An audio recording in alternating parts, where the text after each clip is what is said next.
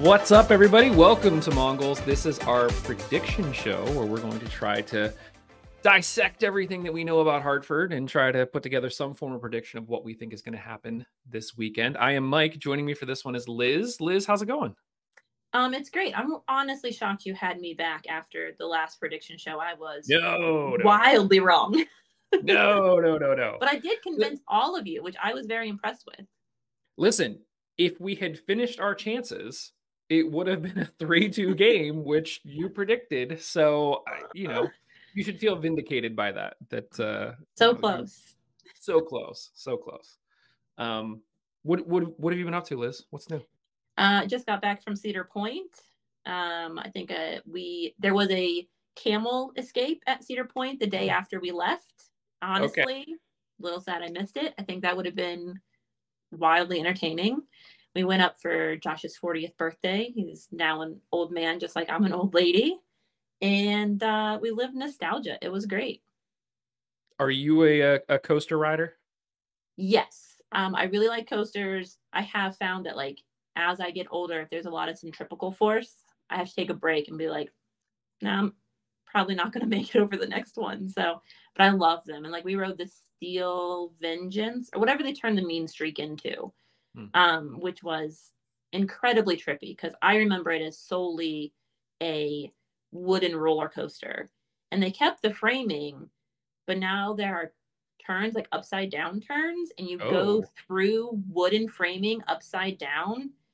It feels wildly claustrophobic, which obviously it's not, but it is a very different feel. But it's a good ride. It's a real good ride.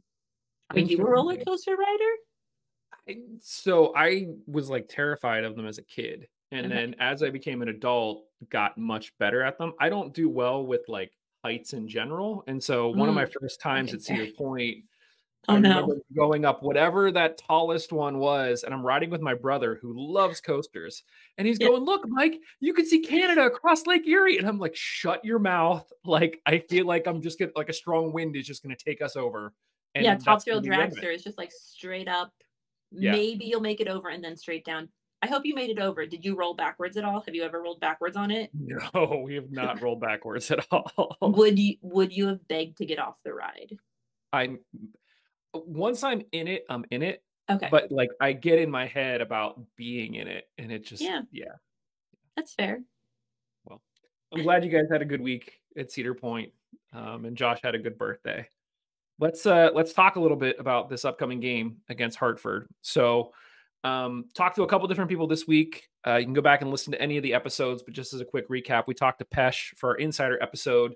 He's part of the Bonanza, which is the one of the founding supporters groups of Hartford. Basically, the gist of it is that Hartford are struggling to score goals just like we are. They have 11 goals for the season. So do we. We're both tied for the least amount of goals for the season. We did talk about winning. Talk about Tommy V and Joe Farrell, both on Hartford, both making an impact. Both are fan favorites. He specifically mentioned that players to watch were Deshane Beckford, who plays on the wing, Mishi Nagala, who is a creative spark, and Jay Chapman, who's a former MLS midfielder. One of the things that we learned this week as well is that in addition to those players, Hartford made some moves this week. So they sent Romario Williams to Indy. They were hoping that Romario Williams would provide some goals for them. Clearly hasn't. So he's gone to Indy. They brought back Eunice Badai, who was their 2022 Fan Choice Defender of the Year. So they're sort of trading forward for defense. But then they also got Dantuma Torre on loan from the Colorado Rapids, who is a winger who previously played for Brendan Burke. So is familiar with his system, familiar how he plays. All three of them are going to be available for the game this weekend. So it will be interesting to see if they beef up their defense a little bit and get a little bit more attacking. But the end of that conversation, Pesh basically predicted a 2-0 Hartford win, which I said, good for you. I don't think that we're going to give up 2 goals to Hartford, but who knows? We'll see. Followed it up with a conversation with Robbie Mertz. Really good conversation. Love talking to him. He sort of reiterated that they feel like they've had a bunch of good performances over the past few games. The goals they just need to finish their chances. he mentioned they're not looking past this game. We have Hartford on Saturday, Louisville on Wednesday at home, and then we travel to North Carolina next weekend. So it would be very easy to look past this game and be thinking about Louisville. But both on and off the air sort of reiterated that's not the case. They're very much focused on getting the job done at Hartford, getting the 3 points. The team is feeling a lot of pressure to score, but he sort of reiterated that it's not one or two guys that need to be doing it, that you sort of score and defend with all 11 players. And so they feel like they're getting into better positions. Now they just need to sort of come together as a team. And so that's kind of where we're at. A few more things just about Hartford, Liz, and then I want to get all of your thoughts on just where your head is for this game. They have conceded the third most goals in the league. So in addition to being tied for last in scoring, they've also given up the third most goals. They're averaging roughly 1.9 goals per game. They only have 2 clean sheets. We have, I think, 5 clean sheets so far. So, yeah. But all of that said, in their past 3 games, which I think is a better indication of the form that a team is in when we're going to play them, they've only given up 1 goal per game. So, like, yes, on average, they're giving up 2, but the last 3 games, they've only given up 1. So maybe they've started to tighten some of that stuff up. For comparison's sake, we tend to think like, we're doing great. We did get a clean sheet against the Battery, but we gave up 2 goals to Memphis and 2 goals to Indy. So if you're trying to weigh those 2 things, I think in our minds, yes, we're probably going to be a better defensive team, but the stats don't bear that out, at least in this one. And they also give up a lot of shots. They face on average 5.5 shots per game. We typically only give up 3.5. So this could be a game where the Hounds get a lot of opportunities, which would be great if we can start to put some of those away. Yeah. But that's kind of where we're at. So that's all of the deets, I think. With all of that said, Liz, what's your headspace about this game? What are you thinking? I mean, my favorite is the Bonanza saying they're going to win 2-0 when they gave up a forward player and are potentially hunkering, but at the same time, I mean, I don't think it'll be 2-0, but we have seen one game where Lily got out Lilied. Yeah. And are people taking some of that playbook? It's like, oh, it's been a rough season. We can't just focus on going forward. Like, we have to be sort of dynamic. And are they gonna hunker? And again, we aren't good in the box. We can get balls to the box, we can get crosses, but somehow we can't get on the end of those. And so if they hunker, I think we got the same issues. Maybe we get the chances. I feel like we've had the hopes and dreams, chart just chef's kiss, except for there's no results from it. So then it's real sad. The highest of highs, the lowest of lows. That was something that Robbie mentioned, Robbie Mertz, when we talked the other day, was that he said, he was surprised to hear that we were 6th in the league on the hopes and dreams chart. We're averaging 1.6 goals per game, according to the XG or something like that. Which he was like, oh, I guess that's good. But then he said in his mind, thinking back over the games, he's struggling to think of clear-cut opportunities where it's oh, this was on a silver platter and we missed it. Now, I think we as fans, there are some opportunities where, especially Mondo's we missed 4 open nets. And I'm like, well, okay. Yes, but so it is interesting how that XG is sort of compounded. And so we might be taking a lot of shots, which is sort of boosting up the XG, but how many of them are legit scoring chances? Whereas, if you get 1 clear-cut scoring chance and you score on it, then maybe your XG is 1. But if you get 20 kind of little single percentage chances, those will eventually add up to 1.6 or whatever. So yeah, I think that's fair. I think I'd like to see the guys do a combination of things. I like what Robbie says about them working together. I do think that that's important in general, obviously, but I think that some cohesion this year would make me feel better about the team. But also, if we know that we're not on the end of passes, I would also like to see some guys once in a while, if we're not down, be a little bit greedy, take the shot. Why not see if someone, flunders or makes a mistake, or, you you can get it over top the keeper's head. So I think I'd like to see a combination of the two things. Like, yes, run up to the play, nice passes, connections, all of those are important. Those are like basic fundamentals. I would also sort of like to see them want goals. I'd like to see a hungry midfield, I guess. Yeah. No, I agree. I agree 1,000%. I mean, that was something else that Robbie mentioned was sort of, yes, it's 11 people, but then, he didn't contradict himself, but he was like, sometimes it does just take, a player to just take the game, by the scruff of the neck and go. So, And it'll do be you interesting. think, like, do you think if we get a game where like I know we had one early, but if we get another game where we sort of like do all of the things well and dominate and get in 2 or 3 goals, what do you think that does? Like, does it do the confidence? Could it be a floodgate? Or do you think it's like this team just needs like consistency? Where do you see that? I do think that I think that the floodgate will open. I think the past few games, Memphis, Indy, Charleston, they've all been, aside from like the few mental lapses, they've all been really strong performances. If you would go back and look at the highlights of those games, we dominated those games against teams that are all sitting near the top of the East. So I Yeah. think that as a team, we're doing really, really well.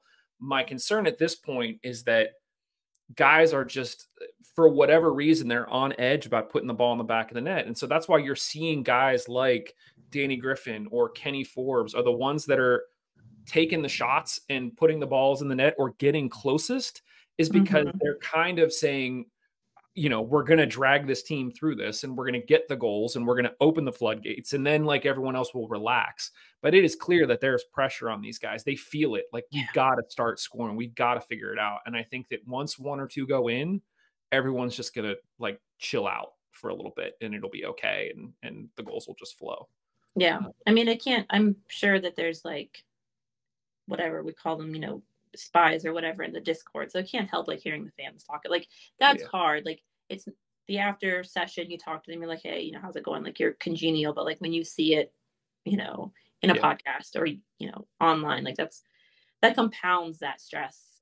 I agree. I think they definitely feel the stress. Like after the game, like right now, I feel so bad that they have those autograph sessions. I know they're a big deal for the kids. I know there's a lot of goodwill, and there are some smiles and friends out in the field, right? But it's gotta be so hard when you're just like, I need to decompress. I need to like self-reflect.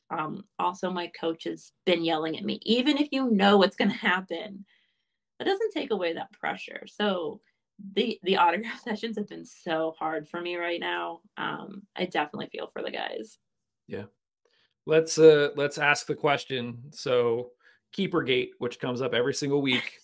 I don't really care at this point, but I decided to dig up some stats just to sort of like, let's compare these. So Yeah, they're Dick, good Gabby, stats. or Rinoff. So just to kind of put it all out there, if we're trying to compare just apples to apples, if you look at the number of shots faced compared to the number of saves made, Dick is sort of leading in that category. He has a 71.9% save percentage. Gabby has a 64.3% save percentage. Why I think that's important is that Dick has played in 10 games and Gabby has only played in 3. So I think it's really hard on the surface to sort of judge who's doing a better job, because a lot of it depends on the opponent. It depends on the defense. How many shots are we letting through? All of that stuff. So those numbers in particular just boil it down to shots faced compared to shots saved. And in that case, Dick is coming out on top. Dick has 5 clean sheets. Gabby has none. Dick has conceded roughly 1 goal a game, whereas Gabby's closer to 1.6. But again, I think that comes down to opponents and things like that. So it's hard to distill it. Who starts in goal for you this week, Liz? I think Gabby, but only because of the midweek Louisville game when Mm, we're supposed to have a heat index of, oh my God, you're going to die. And yeah. so I think you save Dick for that game. It's a game that hits harder mentally. So, I mean, sorry, Hartford friends. That's just what it is. Um, so I think that it'll be Gabby. I think that's fair. I like that shout. I do. At some point, I'd like us to see Randolph, but I think that considering the form that the team has been in, it's really important. And this sort of leads into my next question. It's really important that we get 3 points in this one. Yeah. In your mind, is this a must-win game? At this point, they all sort of feel must win. Yeah. Like you feel like you're falling further and further behind and feeling more dismal about the postseason, which is maybe unfair when you're only halfway through the season. But once you start looking at the table, it's hard not to pay attention to the table. I think that some people, myself included, have said even if we don't get that first home playoff game, which of course we won't, but if we don't get it, but we get a couple more games into the postseason, that's fine. But right now, like if we don't even make it to postseason, so I think it feels you've got to get a run of form going, Yeah. and you only have so many games to do it. And a run of form that's 7 games deep, 10 games deep, like a consistent improvement or whatever feels a lot better for playoffs than well the last 3 games or 4 games we eked it out and we made it. Like that doesn't feel great for playoffs. So I think they're all must win at this point for me. Yeah. I think considering where we are in the standings right now compared to Hartford and looking at some of the other teams that we're going to be playing against, looking ahead to Louisville for a hot second, they're the number one team in the league. So I think you could look at that game and yes, it'll be at Highmark. I think if we were to get a draw in that game, a lot of people would say, that's a good result, all things considered. Yeah. We're going to take some polls next week. We'll see how everybody actually thinks, but that feels like a bit of a free hit. This Hartford game, if you're going to say that a draw against Louisville is acceptable, then this Hartford game feels like a must win. Like this feels like a game where we need to start scoring. Hartford have been struggling. They're giving up goals. They can't score them. This just feels like the part. If we can dominate this team in the same way that we sort of have dominated the Battery and Indy and Memphis, like there's no reason why I don't think we shouldn't win this game. So I think I'm leaning into must-win territory. If we come out of this with a draw, I think I'm going to feel disappointed. Yeah, I'm gonna feel gross. Like it's gonna be upsetting, especially with Louisville looming. Yeah. I think that if you're not winning where you need to win, Yeah. then it's not gonna be great. Like it's gonna be sad. Yeah. All right, Liz, give me a score prediction. How do you think this one ends up? I say it's a must win, but honestly, okay, I'll go 1-0 Hounds. Okay. But honestly, like 1-0 in general feels like what's going to happen. And somebody is just going to be like, it's going to be an 80th minute goal. Like it's not going to be, I don't think, prove me wrong, but I just feel like it's going to be frustrating for both sides. It's going to be exhausting. And it's going to be up until the last minute. Yost may have an aneurysm, honestly. If he watches with friends, I hope everyone's there to support him. Josh may have an aneurysm. Maybe they should watch together. But yeah, I guess 1-0 Hounds. It just doesn't feel super powerful. And if they hunker, Yeah. do we know how to play against a Bob Lilly team? And we didn't last time. What do you think? You're really good at like persuading people on these predictions. I was gonna say 2-0 Hounds, but I could see this go one of two ways, right? I could see us go in and say it's a road game, play for a point, take the chances where you can, and we get a goal. And then at that point, the thought is like, do everything you can to keep the 3 points, which I don't like that mentality. I don't like the Yeah. let's bunker against the home team. But if we can manage the game the way that we've managed previous games, then I think that a 1-0 is realistic. My initial vote was going to be something like a 2-0, where like we get a goal, Hartford have to open up, and then we somehow get a second goal. But considering the lack of goals up to this point, I can't say with any level of confidence where that's going to come from. So I feel much better about saying 1-0. Is that going to make me feel better about our scoring moving forward? Probably not. I think it's going to depend on where the goal comes from and how it plays out. But I would be happy with a 1-0. I'll say like it'll be 3 points. It's I'll the 3 points. justify it in like yeah. So yeah. Yeah, I don't know. I mean, I think our midfield has made incremental improvements, and so if you focus on the next step, do you know what I mean? Then maybe, but so far it hasn't proven out. So Yeah. that's where we're at. Any final thoughts on this one, Liz? Um, no, I mean, I want to go in and see improvements, right? Like this has got to be a next step forward, something to feel good about. And yet I just feel I can feel the frustration already with how I feel this is going to go, especially with the changes they've made to who's available. Like, oh, I don't know. How do you feel? Are you like, do you have the wheezy belly, or are you just like, I'm excited for soccer? No, I mean, I think I'm feeling confident about this one. I think Okay. the sense that I get is that, the Hartford fans, they feel confident as well, but sort of digging through the stats, seeing the movements that have been made, they're introducing some new guys to the team, and they're familiar with Hartford and they're familiar with the coach. So it shouldn't be a terrible transition, but it'll be a transition nonetheless if they try to work them into the system. Um, and I think that this is a game where, in all honesty, it feels like Pittsburgh's aspirations are probably higher than Hartford's. So I think if we go into this sort of asserting ourselves and, like I said, playing the way that we have in our most recent games, I think it's going to be difficult for Hartford to beat us. And so that's why I'm confident. I like Um, it. If any players are listening, just ignore all of our pessimism and be confident. That is the right message to end this on. Be confident, guys. You I got felt this. I felt so bad talking to Robbie because I was like, did I just stress him out? Like I need to stop talking and like put pressure and stop putting pressure on him. But he said no. He said it was all good. But There's no way to stop putting pressure on him. I yeah, mean, a hometown boy with, yeah. his family there every game, millions of cousins, friends, his sister performing, like, I mean, his grandma lets him have it. Like, Rachel Mertz is my favorite, by the way. It She's just just, you ever get a chance, go talk to Rachel Mertz. She is an angel.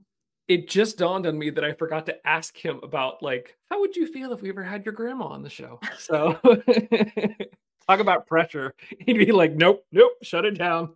I mean, the only thing you're allowed to talk about is how perfect her grandson is, For sure. and maybe the number that he wears because it corresponds to her wedding anniversary, and how we think they can promote Robbie with a bobblehead or something else that matches what Kenny just got.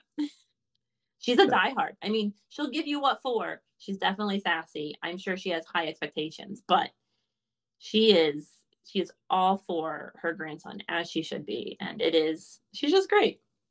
Awesome. Awesome, awesome. Well, I think that's as good a place to end it as any. Talking about Grandma Mertz. Thank you everybody for listening. That's what we think about this game. Obviously, let us know what you think. You can find us over on social media, on YouTube. Leave your comments. We will, as I mentioned, put up sort of polls to get your game predictions starting on game day. And then we'll also be back with a reaction show the following day. We're going to try live at 7:30. So share your thoughts. Let us know, and we'll talk about them on air. Otherwise, thanks everybody. I think we'll talk to you very, very soon. Bye.